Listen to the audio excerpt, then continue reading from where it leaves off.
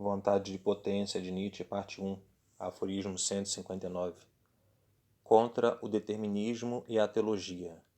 Do fato de que algo se produz regularmente e pode ser prevista, não resulta que aconteça necessariamente.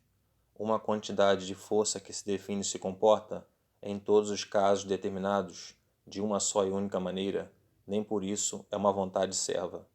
A necessidade mecânica não é um estado de fato, é uma interpretação que introduzimos nos fatos. Pela possibilidade de que os fatos se deixam formular, concluímos numa necessidade que haveria de reger os fatos. Mas se faço determinada coisa, não se segue de forma alguma que eu seja obrigado a fazê-la. A coação não é demonstrável de modo algum nos fatos. A regra demonstra somente que um só e mesmo fato não é ao mesmo tempo outro fato. É ao introduzir sujeitos, autores nas causas, que fizemos nascer a aparência de que todo fato é a sequência de uma coação exercida sobre os sujeitos. Exercida por quem? Novamente por um autor. Causa e efeito. Noções perigosas enquanto imaginamos uma coisa que é causa e outra coisa que sofre efeito. Letra A. A necessidade não é um fato, mas uma interpretação. Letra B. Se compreendemos que o sujeito não é algo que age, mas uma simples ficção, disso se seguem numerosas consequências. Segundo a imagem do sujeito é que inventamos a noção de coisa, que introduzimos no caos das sensações.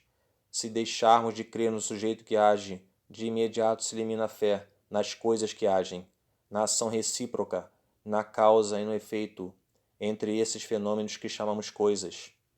De igual modo, naturalmente, cai o mundo dos átomos agentes, admitidos somente na hipótese de que os sujeitos são necessários. Cai, enfim, a coisa em si, porque, no fundo, é a concepção do sujeito em si. Mas já entendemos que o sujeito é fictício, a antinomia entre a coisa em si e o fenômeno é insustentável, logo cai também a noção de fenômeno. Letra C. Se abandonamos o sujeito agente, abandonamos também o objeto que sofre a ação, a duração, a identidade consigo mesmo. O ser não são inerentes nem ao que chamamos sujeito, nem ao que chamamos objeto. São fatos complexos que parecem duradouros relativamente a outros.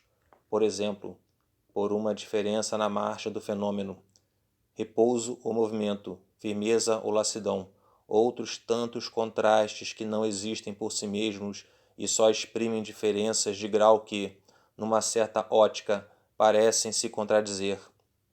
Não há contrários.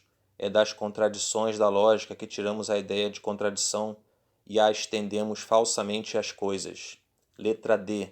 Abandonamos a noção de sujeito e de objeto, depois abandonamos a de substância e, em seguida, a de suas diversas modificações, por exemplo, a matéria, o espírito e outros seres hipotéticos, a eternidade e a imutabilidade da matéria, etc.